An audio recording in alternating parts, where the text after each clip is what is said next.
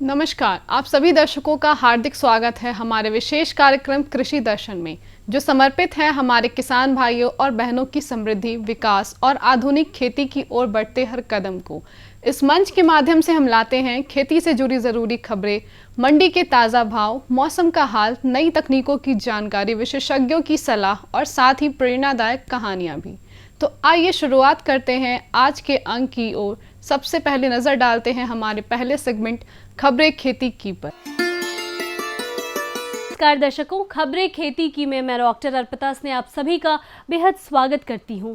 और आज हम शुरुआत करेंगे अपने पशुपालक भाइयों से उर्वरक की उपलब्धता और काला बाजारी रोकने के लिए कृषि विभाग ने किया नया ऐप लॉन्च।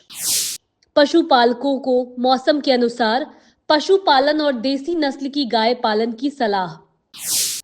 गर्मियों में मुर्गियों को स्वस्थ रखने के लिए पोल्ट्री शेड को ठंडा रखने के उपाय बताए गए। बकरी पालन के लिए ब्लैक बंगाल नस्ल को बिहार के लिए उपयुक्त बताया गया। प्रिय पशुपालक भाइयों, मौसम के अनुसार पशुपालन अपनाना आपके पशुओं के स्वास्थ्य के लिए अत्यंत आवश्यक है।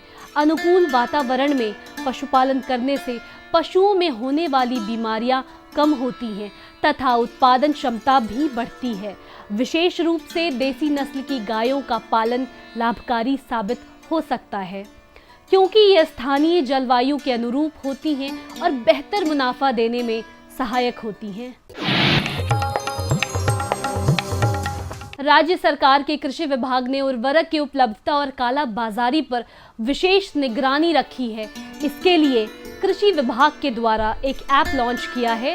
इसके माध्यम से किसान अपनी जरूरत के आधार पर खाद और बीज ले सकते हैं।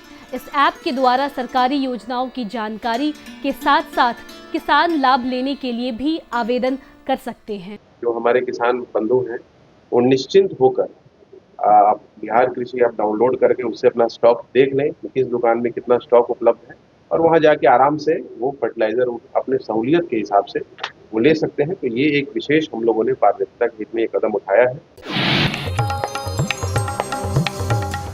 गर्मियों के मौसम में मुर्गी पालकों को विशेष सावधानी बरतने की आवश्यकता होती है। मुर्गियों को स्वस्थ रखने के लिए उनके घरों को ठंडा बनाए रखना बेहद जरूरी है।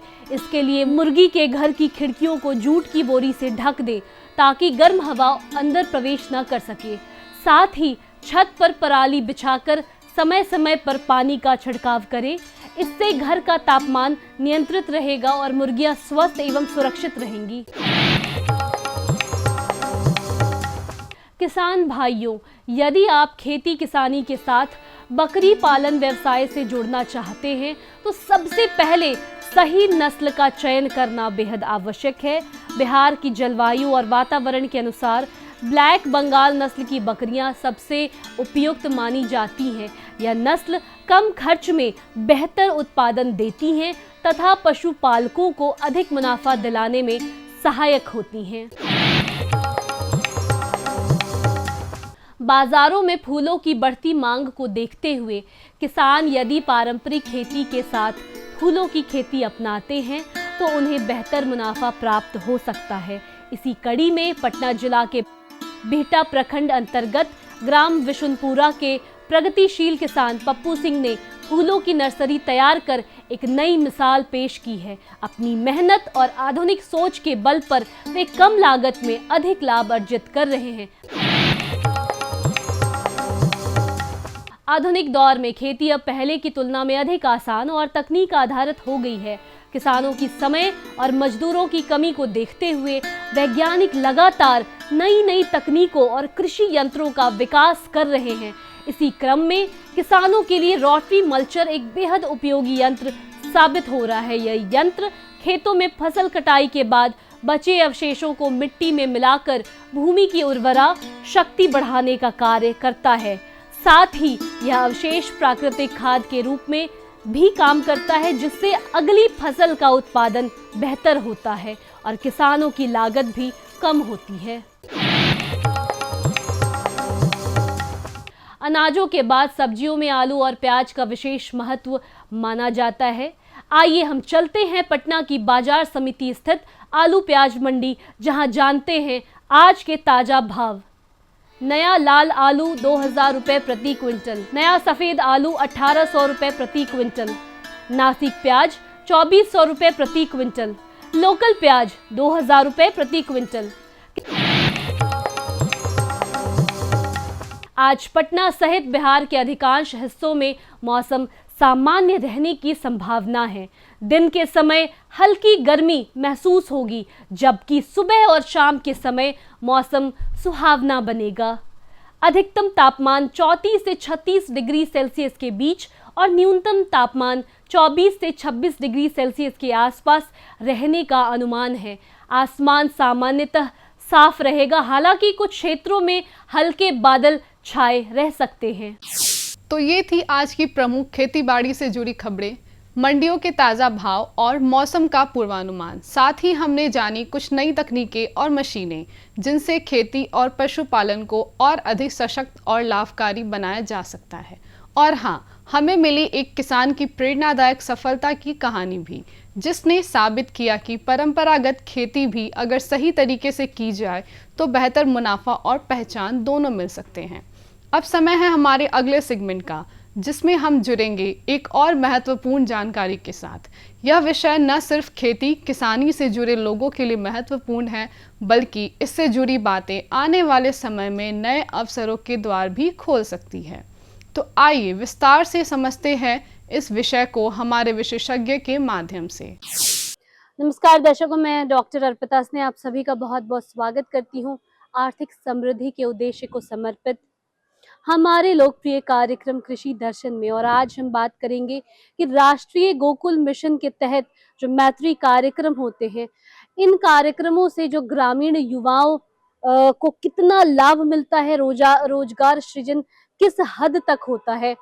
और इसी पर बातचीत करने के लिए आज हमारे बीच विशिष्ट अतिथि मौजूद हैं। तो आइए बिना देर किए हम आपकी मुलाकात कराते हैं डॉक्टर योगेंद्र सिंह जादौन जी से, जो कि उप निदेशक हैं बिहार पशु विज्ञान विश्वविद्यालय पटना में। सर, आपका बहुत बहुत स्वागत है हमारे इस कार्यक्रम में। धन्यवाद जी। और सबसे पहले तो देखिए, आज हम आपसे यह जानना चाहेंगे कि राष्ट्रीय गोकुल मिशन क्या है और इसकी आवश्यकता हमें क्यों पड़ी। बहुत ही अच्छा प्रश्न किया है कि राष्ट्रीय गोकुल मिशन क्या है और इसकी आवश्यकता क्यों पड़ी। राष्ट्रीय गोकुल मिशन भारत सरकार की एक महत्वपूर्ण योजना है। इसमें हम जो हमारा देसी गौवंश है उसके संरक्षण, संवर्धन और आनुवांशिक सुधार के लिए ये योजना चालू की गई। इसका मुख्य उद्देश्य जो हमारे देसी नस्ल के पशु हैं, जिनकी गुणवत्ता या दूध उत्पादन लगातार घटता जा रहा है और वैज्ञानिक प्रजनन प्रबंधन की कमी से उनके पास वो सही तरीके से उनका संवर्धन नहीं हो पा रहा है, इसके लिए ये योजना की शुरुआत की गई, जिससे कि हमारे देश का दूध उत्पादन भी बढ़े और किसानों की आय में भी वृद्धि हो। जी सर, देखिए कि राष्ट्रीय गोकुल मिशन तो आपने बताया, पर यह मैत्री कार्यक्रम क्या है और यह कैसे काम करता है, हमारे दर्शक ये जानने को इच्छुक हैं। सबसे पहले तो मैं आपको मैत्री के बारे में बताना चाहूँगा। जो मैत्री कार्यक्रम है, जो कि राष्ट्रीय गोकुल मिशन के अंतर्गत शुरुआत किया गया। मैत्री का मतलब होता है multipurpose artificial insemination technician in rural India. जो हमारे ग्रामीण युवा हैं, इनको हम मैत्री ट्रेनिंग प्रोग्राम के माध्यम से, जो कि विभिन्न पशुपालक, जितने भी पशु प्रबंधन से संबंधित जितने भी संस्थाएं हैं, जो भी डिपार्टमेंट्स हैं, एनिमल हस्बेंड्री डिपार्टमेंट है, इनके द्वारा इनको कृत्रिम गर्भाधान, पशुधन प्रबंधन, प्रजनन प्रबंधन और जो भी हमारा प्राथमिक चिकित्सा उपचार है और बेसिक जो चीजें हैं पशुपालन में, इसकी हम इनको जानकारी देते हैं। और इसके माध्यम से ये जो मैत्री वर्कर जो तैयार होते हैं, 3 महीने का कोर्स होता है। 1 महीने ये हमारे ऑर्गेनाइजेशन में रहते हैं, 2 महीने ये फील्ड में अपना प्रैक्टिकल करते हैं जाके। तो इसके माध्यम से जब ये पूरा इनका सर्टिफिकेट कोर्स कंप्लीट हो जाता है, इसके बाद ये फील्ड में जाके अपने किसानों को इस तरह की सेवाएं देते हैं। जाके उनके घर पे जाके या उनके डोर स्टेप पे जाके कृत्रिम गर्भाधान करते हैं, उनको समय समय पे वैज्ञानिक प्रबंधन के बारे में जानकारी देते हैं और सही नस्ल का टीका उपलब्ध कराते हैं, जिससे कि हमारी जो आने वाली नस्ल है, देसी गौवंश है, वो उसमें सुधार आता है और उसका उत्पादन बढ़ता है, जिससे कि हमारे जो किसान भाई हैं, पशुपालक भाई हैं, उनको ज़्यादा से ज़्यादा मुनाफा मिलता है। सर देखिए, हम आपसे यह भी जानना चाहेंगे कि राष्ट्रीय गोकुल मिशन के तहत जो मैत्री की जो प्रमुख भूमिकाएं होती है वो क्या होता है, और उससे किस तरह से जो पशुपालक भाई हमारे होते हैं उनको किस तरह से लाभ मिलता है। जैसा कि आपने प्रश्न किया कि मैत्री की क्या भूमिका है और हमारे पशुपालकों को इससे क्या-क्या लाभ मिलता है। तो मैत्री की जो भूमिकाएं हैं, multipurpose artificial insemination technician in rural India, जो हमारे ग्रामीण युवा हैं, इसमें जो ट्रेनिंग लेने के बाद किसानों तक उनके डोर टू डोर जाके उनको कृत्रिम गर्भाधान करते हैं। किसानों को बताते हैं कि एनिमल हीट में कब आता है, कैसे उसको पहचानना है, कब उसका टीका लगवाना है, कितनी बार लगवाना है। इसके अलावा वो प्रजनन संबंधी समस्याएं, उसका रिकॉर्ड कैसे मेंटेन करना है, इस तरह की जानकारियां उनको समय समय पर देते रहते हैं। और पशुपालकों को हमारा जो मैत्री वर्कर हैं, हमारे फील्ड में जो काम करते हैं, किसानों के पास जाके जो काम करते हैं, उससे बहुत फायदा होता है। जैसे कि कोई भी उनका जो हीट है एनिमल का मिस नहीं करता है, अच्छी तकनीक, अच्छी तरह का सीमन, अच्छी बुल का सीमन प्रोवाइड करते हैं वो, और टाइम पे उसका आर्टिफिशियल इंसेमिनेशन, जो कृत्रिम गर्भाधान कहते हैं, वो होता है। उसके बाद समय समय पर जाके उसका प्रेगनेंसी डायग्नोसिस, जो गर्भ धारण अगर पशु कर लेता है तो समय पे जांच करके उसको किसान को बताते हैं। इसके अलावा उसका स्वास्थ्य प्रबंधन कैसे रखना है पशु का, उसके बारे में भी जानकारी देते हैं उस समय। उसके अलावा सेक्स सीमन जो होता है, आजकल सेक्स सीमन का बड़ा चलन चल रहा है कि जिससे हमारा एक बछिया ही पैदा होती है, उसके बारे में भी जानकारी देते हैं। उसी तरह का सीमन टीका उसको लगाते हैं, और जिससे कि अच्छी नस्ल का पशु निकल के आता है, जिससे हमारे पशु की दूध की उत्पादकता भी बढ़ती है, और अच्छी नस्ल का जो पशु बच्चा या बच्ची उसकी निकल के आती है, वो आगे चल के एक माँ के तौर पे एक दूध देने वाली नस्ल तैयार होती है। और अगर मेल आता है या फिर जो सांड आता है, वो एक अच्छा, उसको हम एक बुल की तरह तैयार करते हैं, और उससे हम सीमेन लेके ज्यादा से ज्यादा किसानों को उसका फायदा पहुंचा सकते हैं। तो इस तरह से हमारा पशुपालक विभिन्न तरीकों से, जो हमारा मैत्री वर्कर है, अलग अलग तरीकों से हमारे किसानों को फायदा पहुंचाता है। जी सर देखिए, और इसके साथ ही हम आपसे यह भी जानना चाहते हैं कि यह जो पूरा जो कार्यक्रम है तो यह ग्रामीण युवाओं को किस तरह से रोजगार परक बना रहा है और रोजगार कैसे उन लोगों के लिए सृजित कर रहा है। जैसा कि आपने पूछा कि जो मैत्री कार्यक्रम है या राष्ट्रीय गोकुल मिशन के अंडर जो कार्यक्रम है, ये कैसे रोजगार का निर्माण कर रहा है और कैसे रोजगार सृजन कर रहा है, हमारे ग्रामीण युवाओं को क्या क्या फायदा पहुंचा रहा है, तो मैं इसके बारे में आपको बताना चाहूंगा कि राष्ट्रीय गोकुल मिशन के माध्यम से हम जो भी अपने मैत्री वर्कर तैयार करते हैं, मैं इसके बारे में थोड़ा विस्तृत में जानकारी देना चाहूंगा कि अभी जो भारत सरकार का ये प्रोग्राम है, इसके अंतर्गत जो हमारा बिहार पशु विज्ञान विश्वविद्यालय लगभग 450 मैत्री वर्करों को ट्रेनिंग प्रोवाइड कर रहा है। इसमें हम लगभग 150-200 लोगों को हम ट्रेन कर चुके हैं। अभी भी हमारे पास हमारे 2 कैंपस हैं, किशनगंज में एक कैंपस है, एक कैंपस हमारा पटना में है। बिहार पशु विज्ञान विश्वविद्यालय के 2 कैंपस हैं, तो दोनों जगह साइमल्टेनियसली ये प्रोग्राम चल रहे हैं। वहाँ हमने 350 लोगों को प्रोग्राम दे रहे हैं, 150 लोगों को हम यहाँ प्रोग्राम दे रहे हैं, तो 50-30-30 के बैच में ये प्रोग्राम दिया जा रहा है। जब ये मैत्री वर्कर ट्रेंड हो जाता है तो ये जाके ग्रामीण क्षेत्रों में, जिनका जहाँ एरिया होता है, उस क्षेत्रों में किसानों को ये अपना सुविधाएं देता है। अगर एक क्वेश्चन इसमें आपने ये पूछा मुझे कि ये कैसे रोजगार सृजन कर रहा है, जैसा कि हम जानते हैं कि बिहार से बहुत सारे लोग पलायन कर जाते हैं। जो भी हमारे ग्रामीण युवा हैं, उनको रोजगार की कमी की वजह से अलग अलग राज्यों में, कोई साउथ में जा रहा है, कोई नॉर्थ में जा रहा है, कोई ईस्ट में जा रहा है, कोई वेस्ट में जा रहा है, तो अलग अलग जगह ये जा रहे हैं। तो इस पलायन को रोकने के लिए जो मैत्री कार्यक्रम है, वो बड़ा ही, जो भारत सरकार का राष्ट्रीय गोकुल मिशन के अंदर जो प्रोग्राम है, ये बहुत ही अच्छा प्रोग्राम है। इसकी वजह से जो हमारा ग्रामीण युवा है, अपने घर पे, अपने आसपास ही ट्रेनिंग लेके वो अपने ही जगह पे, अपने ही गांव में, अपने ही जिले में इस तरह की सुविधाएं अपने किसान भाइयों को देता है, जिससे कि सही समय पर, जैसे कि आपने देखा है कि हमारे यहाँ डॉक्टर्स की कमी है, पशु चिकित्सकों की कमी है, वो सही समय पर उनको कृत्रिम गर्भाधान न होने के कारण एक बार उसकी साइकिल मिस हो जाती है तो किसान भाइयों को बहुत नुकसान होता है। इसकी वजह से जो हमारे मैत्री वर्कर तैयार होते हैं, जो सही समय पर उनको कृत्रिम गर्भाधान करते हैं, इससे उनको एडिशनल इनकम भी होती है। इस स्कीम में क्या होता है कि जो हमारा सरकार है, उनको कुछ मानदेय भी देती है। जो जितने भी वो एआई करते हैं, कृत्रिम गर्भाधान करते हैं, उसका उनको कुछ मानदेय भी दिया जाता है। इसके अलावा वो अपना पर्सनल भी काम कर सकते हैं, अलग से प्राइवेट प्रैक्टिस भी कर सकते हैं। उसके अलावा अलग अलग विभिन्न विषयों पर जाके जागरूक कैंप भी लगा सकते हैं।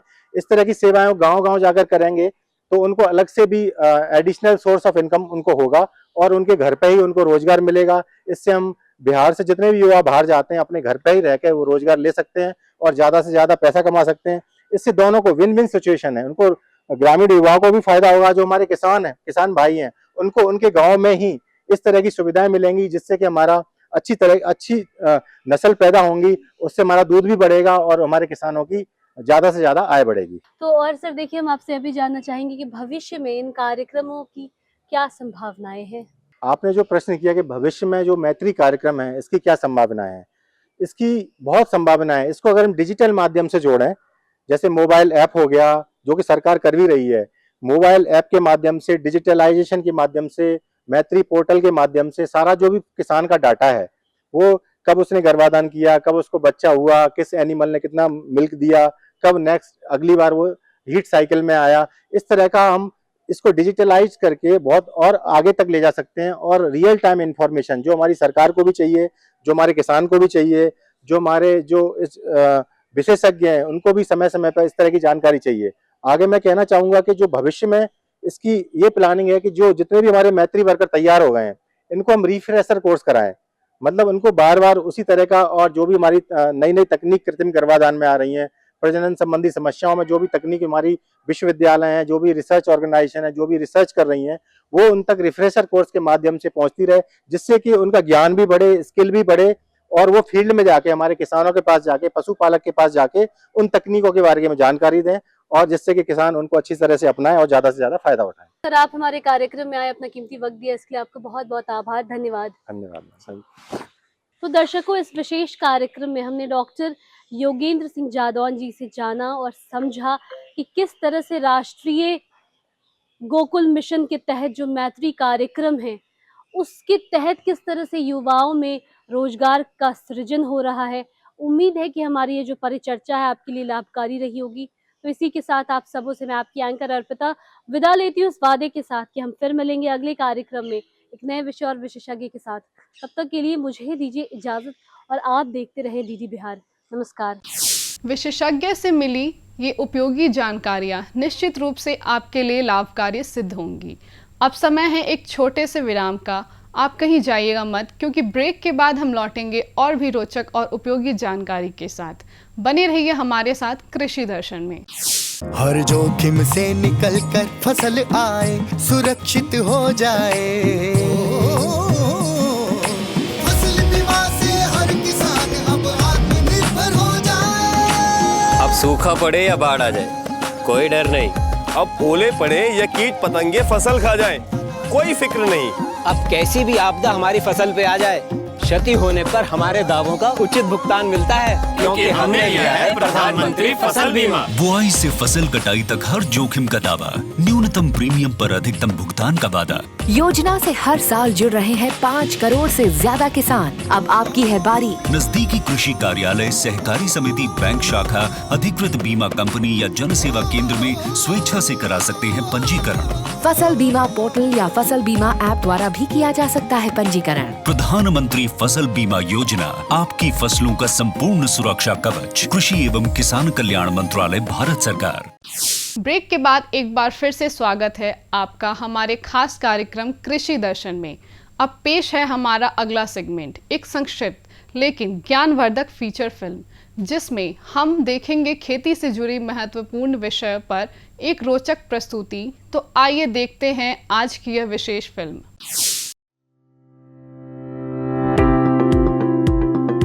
ये है नया बदलता भारत, जहां कृषि को मिल रही है तकनीक की ताकत। आज युवा किसानों की आधुनिक दृष्टिकोण और नवाचार कृषि में नई उम्मीदें जगा रहे हैं। आधुनिक कृषि की ये नई तस्वीर खेती को प्रभावशाली और सुसंगत व्यवसाय बना रही है। कृषि के पुराने तरीकों से कीट, रोग और मौसम में उतार चढ़ाव जैसी समस्याओं का समाधान संभव नहीं है। इस बात को समझते हुए माननीय प्रधानमंत्री श्री नरेंद्र मोदी जी ने कृषि को भी धीरे धीरे हाईटेक बनाने की पहल की है। ड्रोन टेक्नोलॉजी हमारे कृषि सेक्टर को दूसरे लेवल पर ले जाने वाली है। किस जमीन पर कितनी और कौन सी खाद डालनी है, मिट्टी में किस चीज की कमी है, कितनी सिंचाई करनी है, ये भी हमारे यहाँ अंदाजे से होता रहा है। ये कम पैदावार और फसल बर्बाद होने का बड़ा कारण रहा है।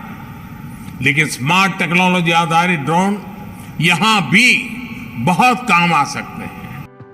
प्रधानमंत्री जी के दूरदर्शी नेतृत्व में केंद्रीय कृषि एवं किसान कल्याण मंत्रालय बड़ी तेजी से किसानों को टेक्नोलॉजी से जोड़ रही है। सरकार कृषि कार्यों के लिए ड्रोन के उपयोग को प्रोत्साहित कर रही है। किसान ड्रोन कृषि उद्योग में क्रांति ला रहा है।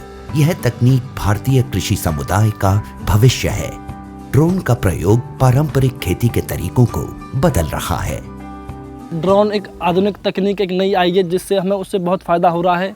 जो दवाई डाल देते हैं ड्रोन में उड़ के स्प्रे करती है जैसे, और दवाई भी छिड़कती है, हमें बचाव होता है, शरीर का बचाव होता है, उससे बहुत सारे फ़ायदे हैं। पहले हम स्प्रे करते थे मशीन में 100 लीटर पानी 200 लीटर पानी में 1 किलो स्प्रे होती थी, अब उसमें 10 लीटर पानी में 1 किलो स्प्रे होती है। अत्याधुनिक तकनीक, हाई रेजोल्यूशन कैमरों और उन्नत सेंसर से लैस किसान ड्रोन भारतीय कृषि क्षेत्र की काया पलट करने की क्षमता रखता है।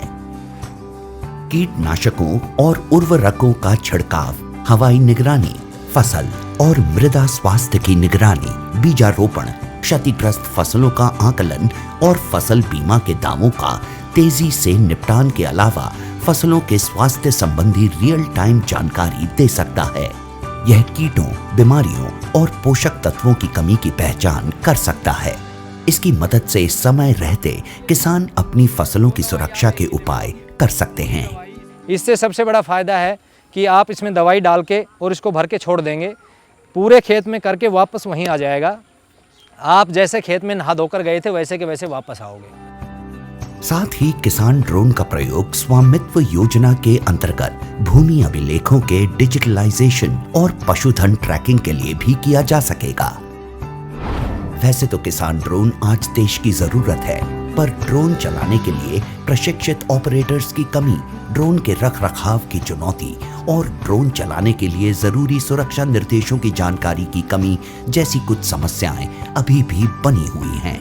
इन समस्याओं के निदान के लिए केंद्रीय कृषि और किसान कल्याण मंत्रालय ने कई पहल किए हैं, जिनमें नीतिगत परिवर्तन भी शामिल हैं। कृषि मंत्रालय द्वारा कृषि संस्थानों को 10 लाख तक का अनुदान, व्यक्तिगत किसानों की सहकारी समितियों जैसे CHC और FPO को भी ड्रोन की खरीद के लिए वित्तीय सहायता मिलती है। किसानों के खेतों में ड्रोन के लिए फार्म मशीनरी प्रशिक्षण और परीक्षण संस्थानों FMTTI, भारतीय कृषि अनुसंधान परिषद ICAR संस्थानों, कृषि विज्ञान केंद्रों तथा राज्य कृषि विश्वविद्यालयों को कृषि यंत्रीकरण उप मिशन के तहत आकस्मिक व्यय के साथ ड्रोन लागत की 100% दर पर वित्तीय सहायता प्रदान की जाती है।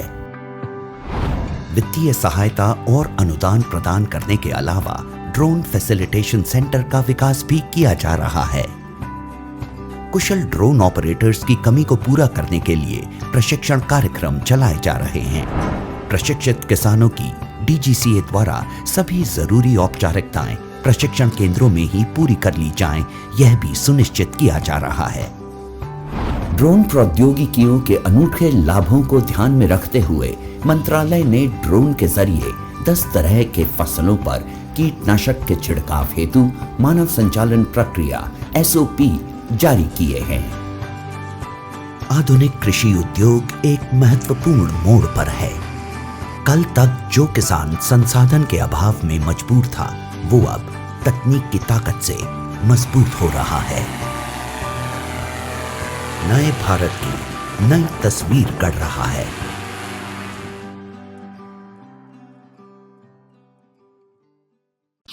तो दर्शकों, यही था कृषि दर्शन का आज का अंक, जहां हमने जानी खेती से जुड़ी अहम खबरें, मिले विशेषज्ञ की सलाह, देखी आधुनिक तकनीक और उपकरणों की जानकारी और सुनी एक प्रेरणादायक सफलता की कहानी। हमें पूर्ण विश्वास है कि यह कार्यक्रम आपके लिए उपयोगी और जानकारीपूर्ण रहा होगा। हम फिर हाजिर होंगे ऐसे ही और भी रोचक और ज्ञानवर्धक विषयों के साथ। तब तक आप स्वस्थ रहें, खुशहाल रहें और खेती के क्षेत्र में लगातार आगे बढ़ते रहें। नमस्कार। हमारा पता है कृषि दर्शन, कमरा नंबर 203, द्वारा केंद्र निदेशक, दूरदर्शन केंद्र पटना, फ्रेजर रोड, पटना। आप हमसे ईमेल के माध्यम से भी संपर्क कर सकते हैं। हमारा ईमेल है directorddkpatna@gmail.com या kddkpatna@gmail.com।